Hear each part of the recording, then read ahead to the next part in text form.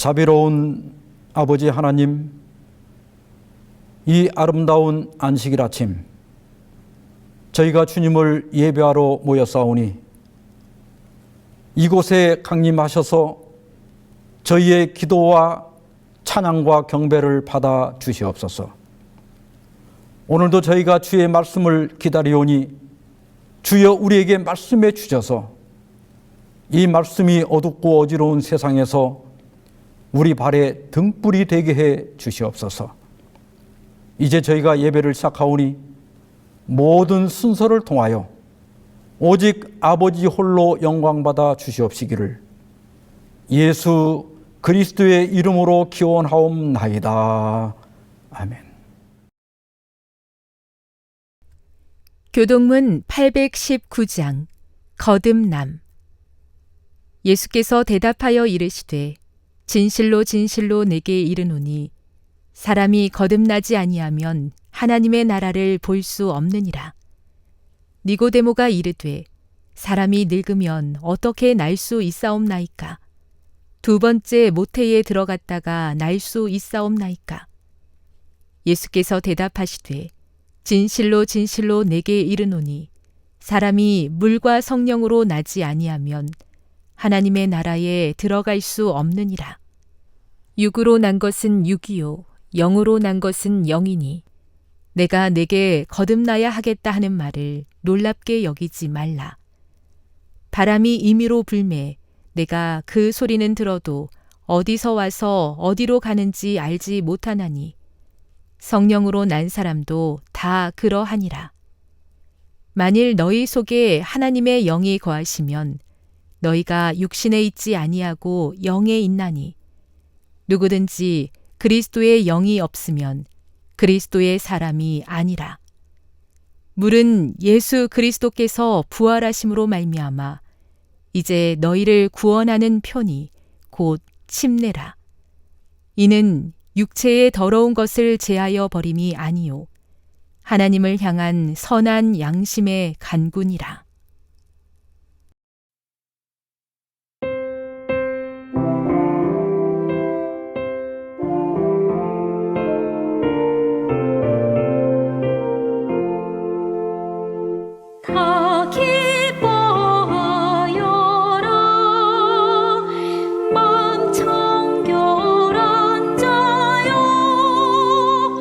왕 대신 예수 십자가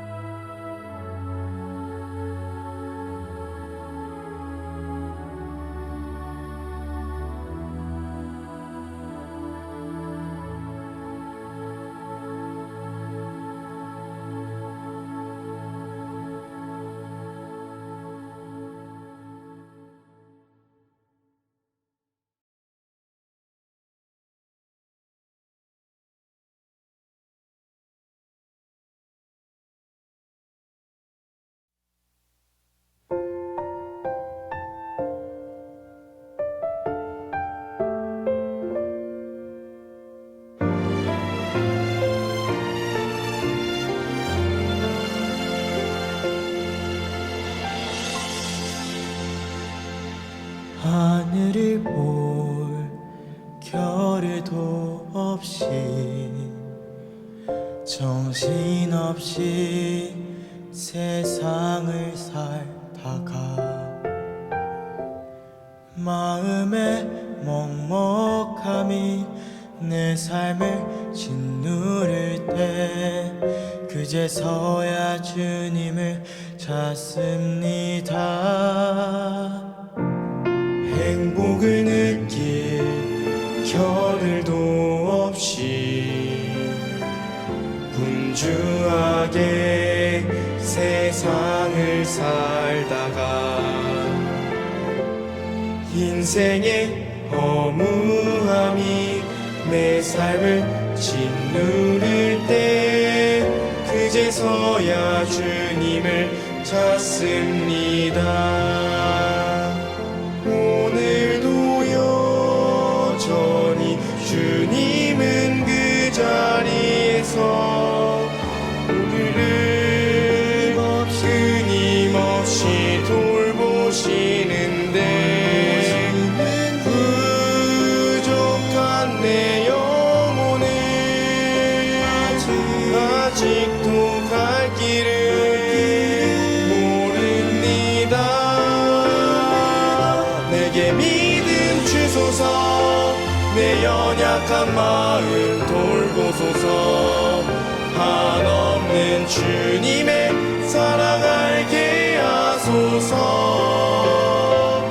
영원까지 그의 백성 지키시는 우리 하나님 바라보며 살게 하소서.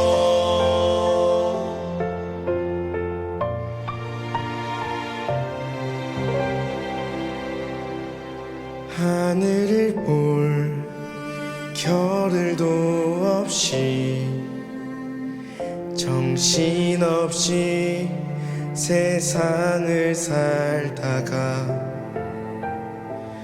마음의 먹먹함이 내 삶을 짓누를 때 그제서야 주님을 찾습니다.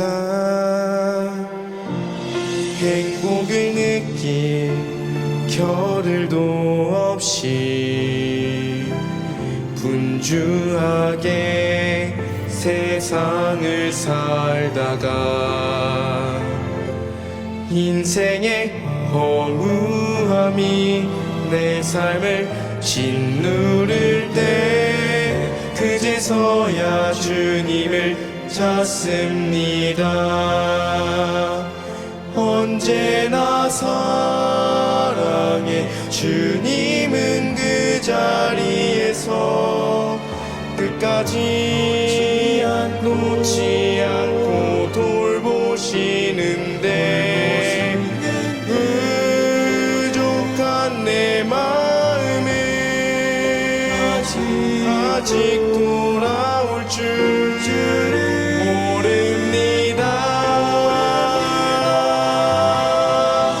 모든 것을 다 잃은 것 같던 순간에도 모든 아픔이 다 내 것인 것 같다 해도 항상 지키시는 나의 주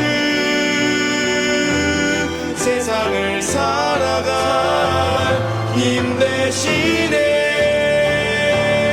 내게 믿음 주소서. 내 연약한 마음 돌보소서. 한없는 주님의 사랑 알게 하소서. 영원까지 그의 백성 지키시는 우리 하나님 바라보며 살게 하소서. 하늘 보며 살게 하소서.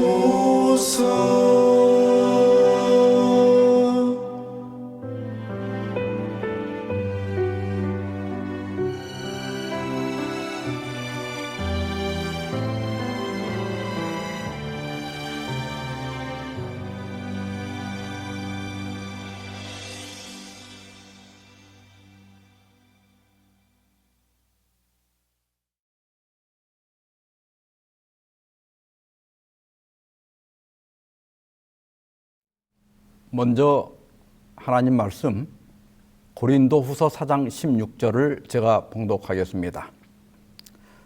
그러므로 우리가 낙심하지 아니하노니 우리의 겉사람은 낡아지나 우리의 속사람은 날로 새로워지도다. 연약한 자를 일으키라. 세 번째 시간으로 오늘은 낡지만 속사람은 새롭도다. 이런 제목으로 말씀을 드리고자 합니다. 심리학 용어 중에 도리언 그레이 증후군이라고 하는 말이 있습니다. 나이가 들어가는 것을 받아들이지 못하고 육체와 외모의 젊음에 집착하는 정신질환이라고 하는데요. 이 용어는 오스카 와일드가 쓴 도리언 그레이의 초상이라고 하는 소설에서 따온 겁니다. 이 책이 그렇게 권하고 싶은 책은 아닙니다만은 이 소설의 주인공은 아주 젊은 외모를 가진 도리언 그레이라고 하는 20대 청년입니다. 늙은 화가 바질 홀워드는 이 청년의 아름다움에 매혹되어서 열과 성의를 다해서 그의 초상화를 완성시켰습니다. 도리언은 자신의 멋진 초상화를 보면서 나지막한 소리로 이렇게 말합니다. 얼마나 슬픈가. 나도 늙어 무섭고 흉측한 모습으로 변하겠지? 그런데 이 그림은 항상 젊은 상태로 남아있을 것이 아닌가? 거꾸로 된다면 얼마나 좋을까? 나는 영원히 젊은 상태로 있고 그림이 늙어간다면, 그걸 위해서라면, 그럴 수만 있다면 내 영혼이라도 내줄 용의가 있는데. 그런데요, 놀랍게도 이 도리언의 소원이 이루어지게 됩니다. 자신은 전혀 늙지 않고 젊고 아름다운 모습으로 살게 되는데 그 대신 초상화가 늙어가는 겁니다. 도리언은 이제 거리낌 없이 욕망을 탐닉하며 살아갑니다. 그러던 어느 날 화가 바지는 자신의 역작이 흉악하게 망가진 것을 보고 놀라게 됩니다. 그리고 초상화가 이렇게 된 것은 죄와 허물로 취해진 도리언의 속사람이 반영되었기 때문이라고 하는 것을 알게 됩니다. 수치심을 느낀 도리언은 칼을 가져와서 바지를 죽이고 또 추악하게 변해버린 자신의 초상화를 찌릅니다. 그러자 초상화는 본래의 젊은 모습으로 돌아가고 도리언 자신은 추악한 늙은이의 모습으로 변해서 초상화 곁에서 죽게 된다는 겁니다. 사람의 진정한 아름다움은 겉사람에 있는 것이 아니라 속사람에게 있는 것입니다. 그래서 오늘 본문에서 바울은 우리가 낙심하지 않는다고 말합니다. 왜냐하면 우리의 겉사람은 낡아지지만 우리의 속사람은 날로 새로워질 수 있기 때문입니다. 먼저 우리의 겉사람, 이 낡아지는 육신에 대해서 생각해 보고자 합니다. 인터넷에 Dear Me라고 하는 어떤 여성분이 이런 글을 올렸습니다. 사춘기를 질풍노도의 시기라고는 하지만 난 너무 혼란스러운 유년 시절을 보냈다. 나이가 들어갈수록 이런 혼란스러운 마음이 조금씩 안정되기 시작했다. 그런 이유에서 나는 나이 드는 것이 싫지 않다. 그런데 나이 드는 것이 다 좋은데 단 한 가지, 피부가 늙는 것은 너무 싫다. 거울을 볼 때마다 마음이 너무 착잡하다. 마지막으로 좀 큰 바람이 있자면 불행했던 유년 시절에 대한 보답으로 노년은 행복하고 귀여운 피부가 탱탱한 은발의 할머니가 되고 싶다. 오늘도 또 하루 늙어간다. 저는 이분 심정이 참 이해가 됩니다. 수년 전에 제가 연수원에 근무할 때 서울집에 다니러 왔다가 새벽 일찍 연수원으로 가는 길이었습니다. 차가 신호등에 걸려서 잠깐 서 있는데 차창으로 햇빛이 들어오니까 운전대 위에 이렇게 올려놓은 제 손등에 잔주름이 보이는 겁니다. 갑자기 이 주름이 싫어졌어요. 그래서 이렇게 손으로 문질러 봤는데 주름이 없어지지 않는 겁니다. 그때 저도 나도 이제 늙어가고 있구나 하는 생각을 해보았습니다. 하나님께서 아담이 범죄한 후에 너는 흙이니 흙으로 돌아가라고 말씀하셨습니다. 이것은 흙에서 나온 우리가 다시 흙으로 돌아가는 과정이고 그 과정이 곧 늙어가는 것입니다. 한문에 생기사귀라고 하는 말이 있습니다. 이 말은 중국 하왕주의 시조인 우임금이 한 말인데요. 날생은 삶이란 뜻이고 붙일 기자는 옛날 편지를 붙인다고 그러잖아요. 소식을 보낸다는 뜻인데 여기서는 머문다, 의탁한다는 의미로 쓰였습니다. 그러니까 생기는 삶은 잠깐 머무는 것이고 이런 뜻입니다. 그 다음이 죽을사 돌아갈 기자입니다. 죽음은 본래의 곳으로 돌아가는 것이다. 성경의 가르침과 딱 맞는 말씀이죠. 그래서 시편 103편 15절에서는 인생은 그날이 풀과 같으며 그 영화가 들의 꽃과 같도다 이렇게 말했습니다. 풀이 한철 푸르다 지는 것처럼 우리 인생도 그렇게 지는 것이고 우리가 누리는 온갖 부귀 영화도 화무 11홍이라고 하는 것입니다. 한때 그 유튜브에서 시낭송 작가 고은하 씨가 낭송한 늙어가는 길이라고 하는 시가 카톡에 많이 퍼진 적이 있습니다. 이 시는 동요 작가 윤석구 씨가 쓴 건데요. 이분은 여러분 잘 아시는 그 상일 가구 있죠? 또 에이스 침대 여기 사장으로 근무하시다가 은퇴한 다음에 동요 작가로 활동하고 있는 분입니다. 시가 좀 길기 때문에 제가 중간중간 건너뛰면서 읽어보겠습니다. 처음 가는 길입니다. 한 번도 가본 적 없는 길입니다. 무엇 하나 처음 아닌 길은 없었지만 늙어가는 이 길은 몸과 마음도 같지 않고 방향 감각도 매우 서툴기만 합니다. 어릴 적 처음 길은 호기심과 희망이 있었고 젊어서의 처음 길은 설렘으로 무서울 게 없었는데 처음 늙어가는 이 길은 너무 어렵습니다. 앞길이 뒷길보다 짧다는 걸 알기에 한 발 한 발 더디게 걸으면서 생각합니다. 아쉬워도 발자국 뒤에 새겨지는 뒷모습만은 노을처럼 아름답기를 소망하면서 황혼길을 천천히 걸어갑니다.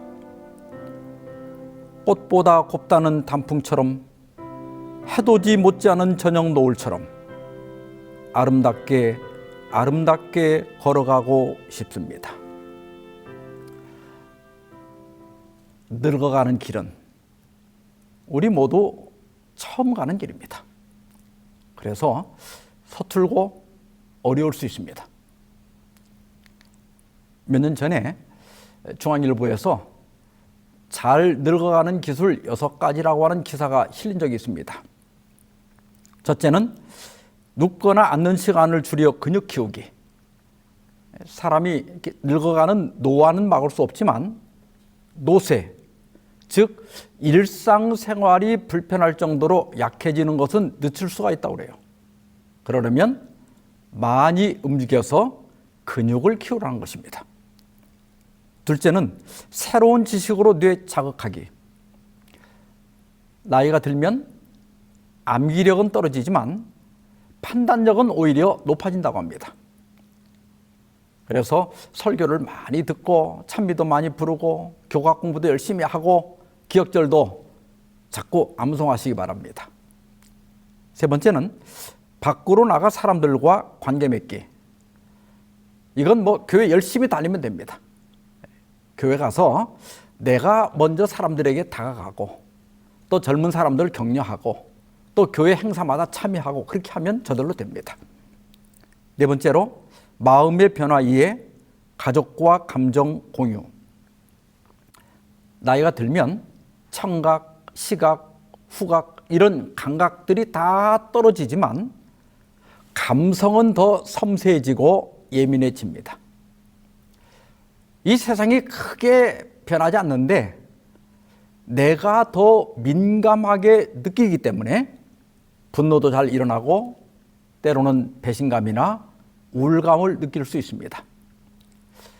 이런 내 감정을 잘 이해하고 그리고 또 필요하다면 자신의 감정을 숨기지 말고 가족이나 또 동년배 친구들과 공유하면 도움이 된다고 합니다. 다섯 번째는 피할 수 없는 건 받아들이기. 나이가 들면 여기저기 아픈 게 정상입니다. 문제는 혹시 큰 병이면 어쩌나 하는 이런 건강 염려증이 되기가 쉽습니다. 근데 여러분, 새로 만든 차도요 10년 쓰면 고장 나는데 뼈와 살로 이루어진 우리 몸 이거 50년 이상 썼으면 정말 많이 쓴 겁니다. 그래서 이렇게 낡아져 가고 여기저기 아파가는 거 이게 자연스러운 것으로 인정하고 또 심지어 다가오는 죽음도 부활의 소망을 갖고 대하면 좀 더 편해질 수 있습니다. 여섯 번째로 보청기, 안경, 의치 적극 사용하기. 노화가 본격적으로 시작된다는 신호가 노안이라고 그래요. 눈이 나빠지는 거예요. 그리고 또 이제 치아도 빠지고 또 차차 귀도 어두워지게 되어 있습니다. 근데 대개가 그냥 참고 지내다가 이제 70, 80이 돼서야 병원을 찾는데 그렇게 하면 그 돈 많이 들여서 비싸게 사놓고 귀찮고 또 이렇게 잘 관리가 안 되고 때로는 잃어버려서 못 쓰게 됩니다. 그래서 장애가 처음 생길 때 바로 치료를 받고 착용을 해야 적응이 되어서 80, 90이 돼서도 잘 사용할 수 있다고 합니다. 여기에 한 가지 그 노후 신앙을 위해서 조언을 좀 드리면 다음과 같습니다.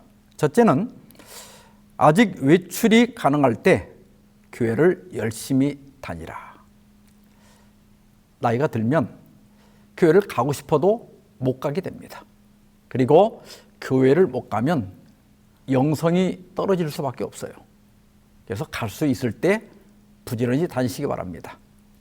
둘째는 후일 외출이 불가능할 때를 대비해서 자립신앙을 키우라.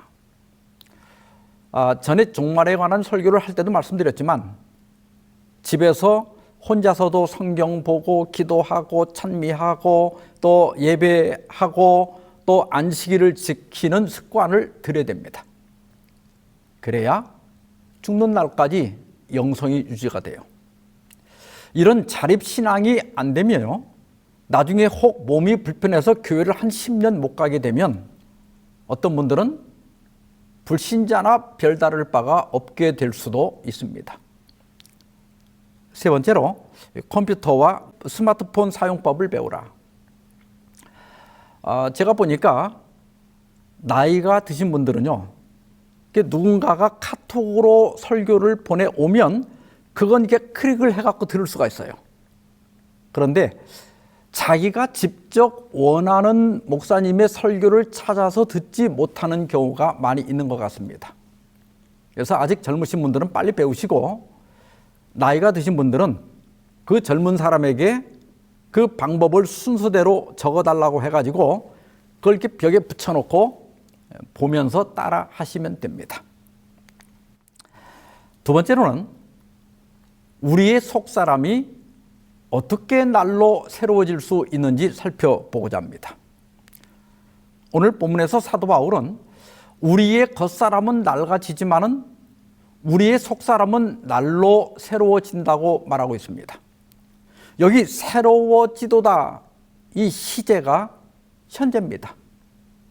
그러니까 바울은 고린도 후서를 쓰면서 지금도 새로워지고 있는 자기의 속사람을 발견하고 있는 겁니다. 그러면 도대체 무엇이 새로워지는 것일까요? 첫째는 어제보다 더 성숙해지는 것입니다. 에베소서 4장 15절에 보면 오직 사랑 안에서 참된 것을 하여 범사에 그에게까지 자랄지라 그는 머리니 곧 그리스도라 하였습니다. 우리는 구원받는 것으로 충분하지 않습니다. 거듭나는 것으로도 충분하지 않다는 거예요. 성숙해져야 합니다. 그런데 탈무드에 보면 이런 글이 있습니다. 사람은 누구나 어른이 되지 않는다. 다만 아이로서 나이를 한 살씩 먹을 뿐이다. 너나 할 것 없이 모두가 아이들이다. 수염이 있는 아이, 주름이 잡힌 아이, 허리가 굽은 지팡이 집은 아이, 오직 아이들이 어른으로서 노인으로서 살아가고 있을 뿐이다. 참 공감이 가는 말입니다. 전에 군에 입대해가지고 훈련을 받고 있을 때 하루 일과가 끝나고 그 몇 직구준 그 훈련생들이 장난을 심하게 치고 있었습니다. 그런데 저녁 그 점호 사인이 이제 울렸어요. 그래서 이제 양쪽 침상에 이렇게 일렬로 쫙 서 있는데 한 친구가 그래요. 야, 입대하기 전에 군인이 되면 아저씨가 되는 줄 알았는데 우리가 무슨 아저씨냐? 이 하는 짓이 중학교 때하고 똑같지 않냐? 이렇게 해서 우리 모두가 맞다고 맞장구를 치면서 웃던 기억이 납니다. 사람은 어른이 되는 게 아니고 다만 아이가 나이를 한 살씩 먹어가는 것이다. 참 공감이 가는 말입니다. 그 어린 아이의 특징이 뭐 여러 가지가 있지만 그 중에 사도 바울은 에베소서 4장 13절 14절에서 이는 우리가 이제부터 어린아이가 되지 아니하여 사람의 속임수와 간사한 유혹에 빠져 온갖 교훈의 풍조에 밀려 요동하지 않게 하려 함이라 그랬습니다.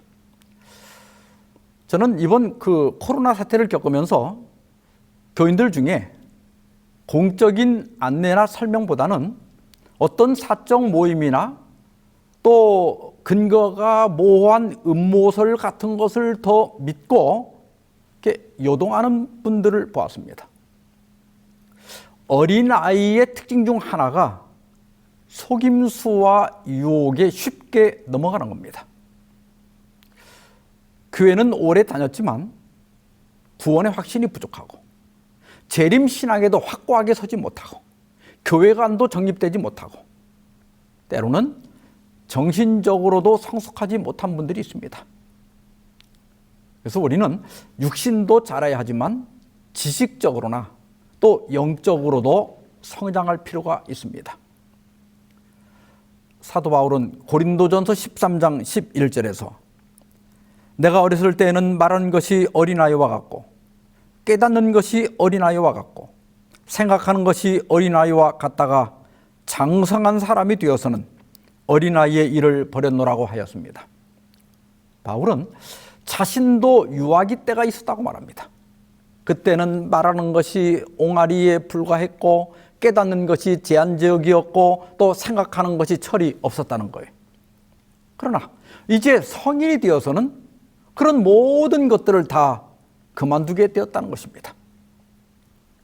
우리도 이제는 어린아이의 일을 버리고 영적 성인으로 성장해야 합니다. 연세대 명예 교수이신 김형석 교수님 다 잘 아시죠? 1920년생이니까 올해 우리 나이로 벌써 103세이십니다. 근데 이분은 인생을 세 단계로 나누더라고요.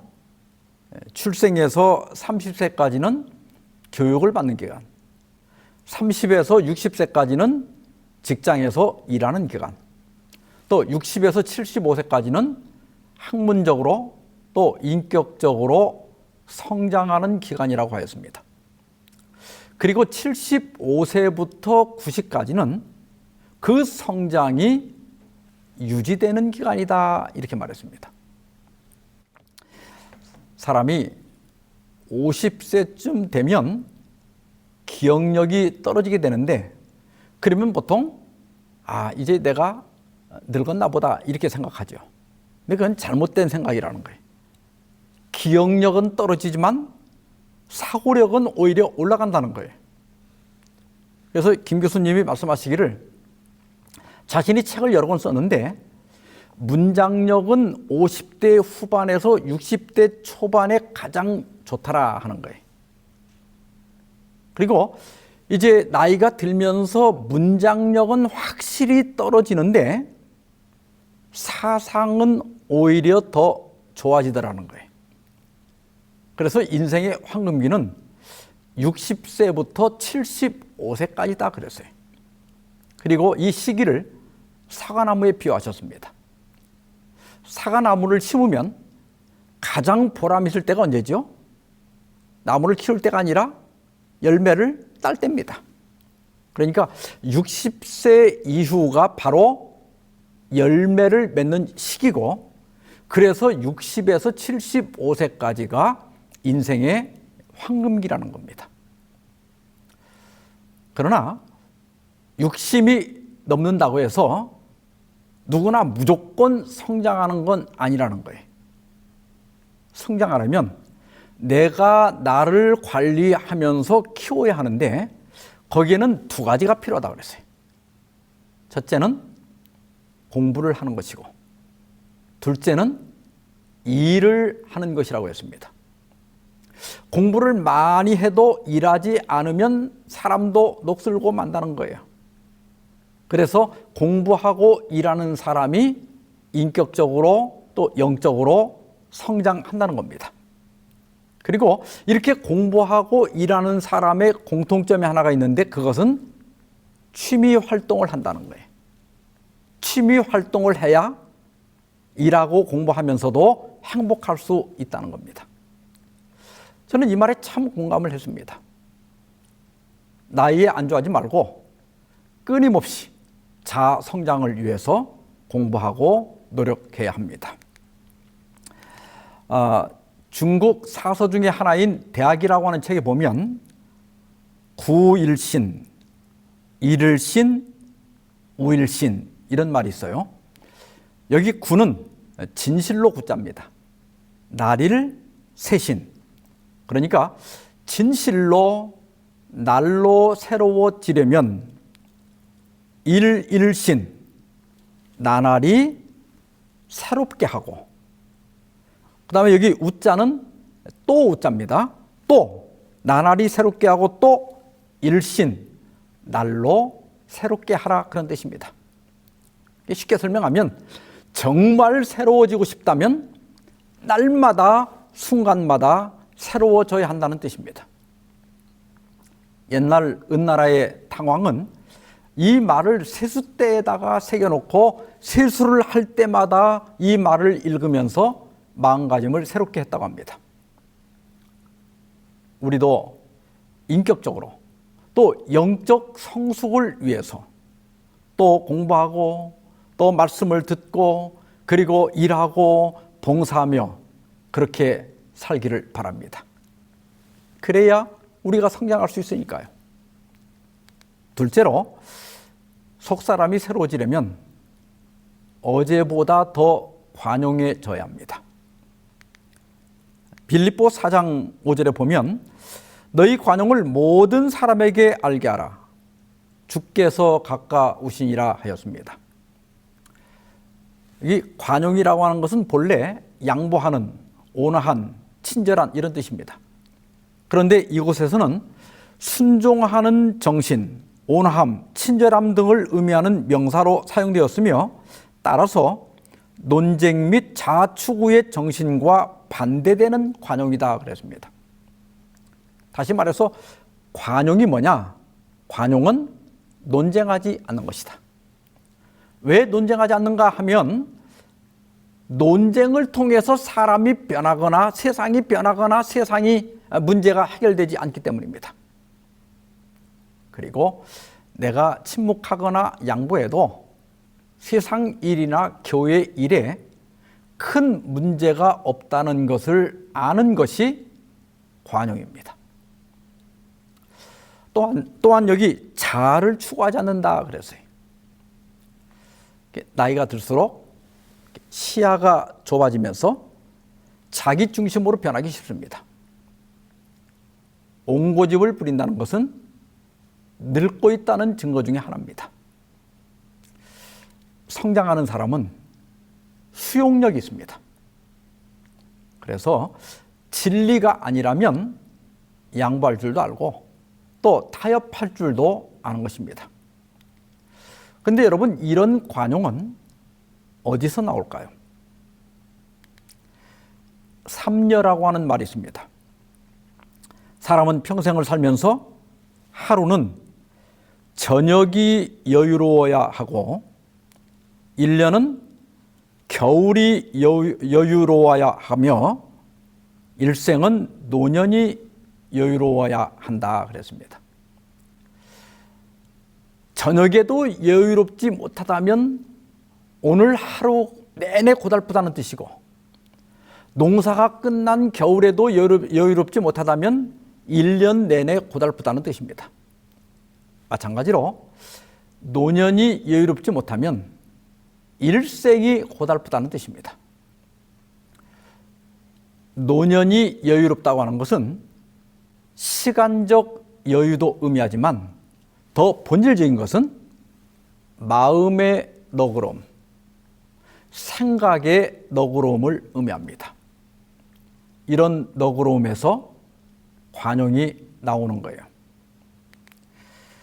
전도서 4장 6절에 보면 두 손에 가득하고 수고하며 바람을 잡는 것보다 한 손에만 가득하고 평온함이 더 나으니라 그랬습니다. 영어 개정 표준역에서는 평온함이 가득한 한 손이 수고로 가득한 두 손보다 낫다 이렇게 번역했어요. 그러니까 많이 벌려고 지나치게 애쓰며 사는 것보다 약간 부족해도 평안하게 사는 것이 낫다는 뜻입니다. 성숙한 사람은 매일매일 부질없는 욕심을 버릴 줄 아는 사람입니다. 그래야 우리 속사람이 새로워질 수 있습니다. 바울은 너희 관용을 모든 사람에게 알게 하라고 하면서 그 이유를 아까 뭐라고 그랬죠? 주께서 가까우시니라. 재림이 가깝든 아니면 내가 죽을 날이 가깝든 끝이 다가오고 있다는 것을 깨닫는다면 우리는 논쟁도 부질없고 또 내 주장도 부질 없다는 것을 깨닫게 된다는 거예요. 이런 생각이 들 때 우리는 비로소 관용할 수 있고 너그러워질 수 있고 여유로워질 수 있다고 하는 것입니다. 그때 우리의 속사람은 새로워지게 되는 것입니다. 세 번째는 속사람이 새로워진다. 그것은 어제보다 더 감사하는 사람이 되는 것입니다. 시편 50편 23절에 보면 감사로 제사를 드리는 자가 나를 영화롭게 한다고 하였습니다. 성경 주석에서는 마음에서 우러나오는 감사는 참 종교의 필수 요소이다. 우리가 때때로 그리스도인의 삶에서 신령한 마음과 감사의 표현을 그리 중요한 것으로 여기지 않는 것은 참으로 놀라운 일이다. 우리는 하나님이 베푸는 은혜를 당연한 것으로 받아들이는 경향이 있다고 지적하고 있습니다. 불평한다는 것은 인생의 실패를 의미하는 것이고, 감사는 인생의 성공을 의미하는 것입니다. 저희 어머님은 72세에 뇌종양 진단을 받으셨습니다. 근데 이게 워낙 위험한 부위라서 종양을 드러내지 못하고 그 종양으로 가는 혈관을 묶는 색전술을 받으셨습니다. 잘 지내시다가 몇 년 후에 발작을 일으켜서 병원에 갔더니 다시 이렇게 옆으로 우회하는 혈관들이 다시 생겨가지고 그 종양이 더 커져 있는 겁니다. 의사는 원하면 수술을 해줄 수 있지만 반신불수가 되거나 또 시력을 상실할 가능성이 있다는 겁니다. 저희가 가족들이 의논한 다음에 어머님 선택에 따르자 그래서 말씀을 드렸더니 어머님께서 단칼에 거절하시면서 나는 여한이 없다. 내 몸에 칼 들지 말고 이대로 살다 죽게 그냥 두라. 이렇게 말씀하셨습니다. 그 어머님 그 뇌 종양이 이렇게 점점 커지면서 기억력도 떨어지고 또 가끔 발작을 일으켰습니다. 그러나 저희 어머님은 늘 모든 것이 감사하다. 이런 말을 입에 달고 사셨어요. 그리고 며느리인 집사람에게는 너는 하나님이 우리 집에 보내주신 천사다. 이런 말씀을 자주자주 하셨습니다. 그리고 나중에 심한 치매가 왔지만 새벽마다 성경을 읽으시고 또 기도하시고 금요일이 되면 꼭 목욕하던 그 습관을 유지하시다가 고통 없이 잠드셨습니다. 저는 저희 어머니가 그리스도인으로서 성공적인 삶을 사셨다고 믿습니다. 사도 바울은 골로새서 3장 15절에서 그리스도의 평강이 너희 마음을 주장하게 하라고 말씀하면서 너희는 또한 감사하는 자가 되라고 권면하고 있습니다. 감사는 하나님을 영화롭게 하고 또 우리 자신에게는 삶의 만족을 주게 됩니다. 그래서 여러분 다른 무엇보다도 감사하는 그리스도인이 되기 바랍니다. 일본의 눈 깜빡이 시인으로 알려진 미즈노 겐조라고 하는 분이 있습니다. 이분은 11살 때 심한 열병으로 뇌성마비가 왔습니다. 그는 눈을 이렇게 깜빡거리는 것 외에는 손가락 하나도 움직일 수가 없었습니다. 그렇게 5년이 지났을 때 한 목사님이 이 소식을 듣고 찾아와서 복음을 전했어요. 이 겐조 씨는 다행히 이렇게 보고 들을 수는 있었기 때문에 그는 성경을 읽고 또 배울 수가 있었습니다. 어느 날 성경을 읽는데요. 물론 이제 어머니에게 한 장씩 넘겨주는 거예요. 그런데 그 사도 바울이 육체의 가시, 질병이 있어서 하나님께 3번 기도했을 때 하나님께서 내 은혜가 내게 족하도다. 이렇게 말씀하시면서 왜냐하면 내 능력이 약한 데서 온전하여 짐이라. 이 말씀에 큰 감동을 받고 그의 삶이 완전히 변화되기 시작했습니다. 그 후로 이 겐조 씨의 머리에는, 이 뇌리에는 많은 시상들이 떠올랐어요. 그러나 손가락이 움직이지를 않으니까 글을 쓸 수가 없었습니다. 그래서 겐조 씨의 어머니는 일본어 그 50음 도표를 벽에 붙여놓고 이제 막대기를 들고 이렇게 한 자씩 이렇게 짚어 나가다가 겐조가 원하는 글자에서 눈을 이렇게 깜빡이면 그 글자를 이렇게 받아 적어서 시를 썼습니다. 이렇게 해서 10년 만에 시집 한 권을 출판하게 되었는데 그 시집이 여러분들이 슬라이드에서 보시는 내 은혜가 내게 족하도다 하는 시였습니다. 그 후에 3권을 더 출판해서 총 4권의 시집을 출판했는데요. 2014년에 이 네 권이 우리말로 번역 출간이 되었습니다. 그중에 감사는 밥이다라고 하는 이 시집에 그저 감사할 뿐이라고 하는 시가 있습니다.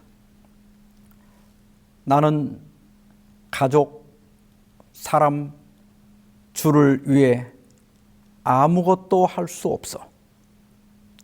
주님, 사람, 가족의 풍성한 사랑에 그저 감사할 뿐, 그저 감사할 뿐. 참 이런 참혹한 상황에서도 감사할 뿐이라는 것, 참 감동적인 시입니다. 이 겐조 씨를 돌보던 그 어머니는 너무 힘들었는지 첫 번째 시집이 인쇄되고 있는 도중에 몸져 누웠고, 첫 번째 그 시집이 출간돼서 나왔을 때 그 책을 가슴에 부둥켜 안고 한없이 울다가 안타깝게도 일주일 만에 돌아가셨습니다. 그 후로는 재수 씨가 겐조 씨를 도와서 시를 계속 쓰게 해 주었습니다. 울지 마세요라고 하는 시입니다. 어머니를 잃은 나를 위해서 울지 마세요. 더 이상 울지 마세요. 마음속은 이상할 정도로 잠잠합니다. 그리스도가 나와 함께 계셔주기 때문일까요? 참 감동적인 시죠. 한 편 더 소개하면 하나님이라고 하는 시입니다. 33년 전에 뇌성마비가 되었을 때 하나님을 원망했습니다. 그것이 그리스도의 사랑에 닿기 위해서라는 것을 알고 감사와 기쁨으로 변했습니다. 여러분, 놀랍지 않습니까? 내가 뇌성마비가 된 것은 그리스도의 사랑에 닿기 위해서였다. 그걸 깨닫고 나니 나의 원망이 감사와 기쁨으로 변했다. 눈을 깜빡이는 것 밖에는 아무것도 할 수 없는 겐조 씨가 감사하고 기뻐한다면 우리가 감사하지 않고 기뻐하지 않을 이유가 전혀 없는 것입니다. 겐조 씨는 1984년 47세를 일기로 돌아가셨습니다. 그의 겉사람은 낡아지는 게 아니라 부서졌지만, 그러나 그의 속사람은 시를 통해서 날마다 감사와 기쁨을 노래하는 새로움의 연속이었습니다. 저는 이 겐조 씨의 시를 읽으면서 날마다 새로운 삶을 사는 사람은 그 삶이 부서져도 감사할 수 있다는 것을 깨달았습니다. 우리의 겉사람은 오늘 또 하루 낡아졌습니다. 그러나 우리의 속사람은 성숙함으로, 관용함으로, 감사함으로 날로 새로워지기를 바라면서 오늘 말씀 마치겠습니다. 기도하십시다.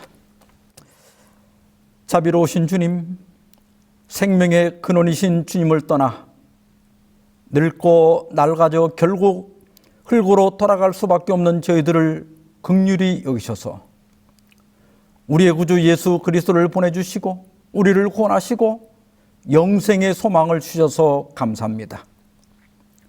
오늘도 우리의 겉사람은 하루 더 낡아지고 우리가 비롯된 흙으로 돌아갈 날이 가까워지지만 우리의 속사람은 더욱 성숙하고 관용하고 감사함으로 날로 새로워지게 하여 주시옵소서. 이 모든 말씀을 우리 주 예수 그리스도의 이름으로 기도하옵나이다. 아멘.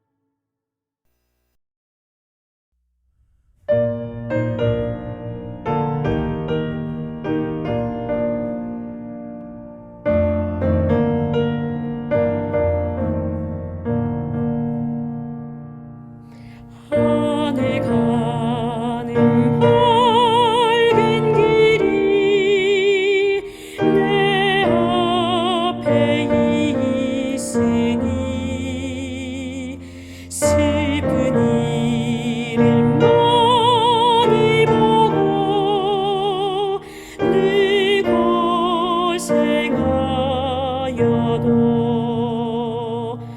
하늘 영광 밝음이 어두운 그늘에 지리 예수 영광 의지하여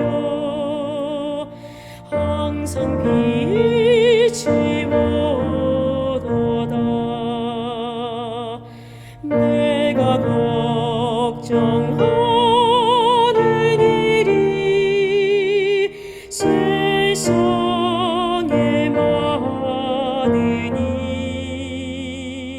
속에 근심 밖에 걱정 늘 시험하여도 예수 보배로운 피 모든 것을 이기니 예수 영광 의지하여 항상 이기리로다. 내가 천성 바라보고 가까이 왔으니 아버지의 영광 집에 가심함이 또다. 나는 부족하여도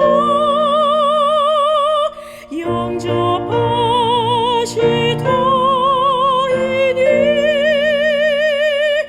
영광 나라 계신 임금 우리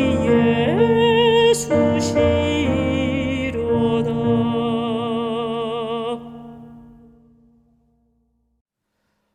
이제는 하나님 아버지의 그 크신 사랑과 예수 그리스도의 은혜와 성령의 교통하심이 날로 새로워지는 그대들에게 이제로부터 영원까지 함께 있을지어다. 아멘.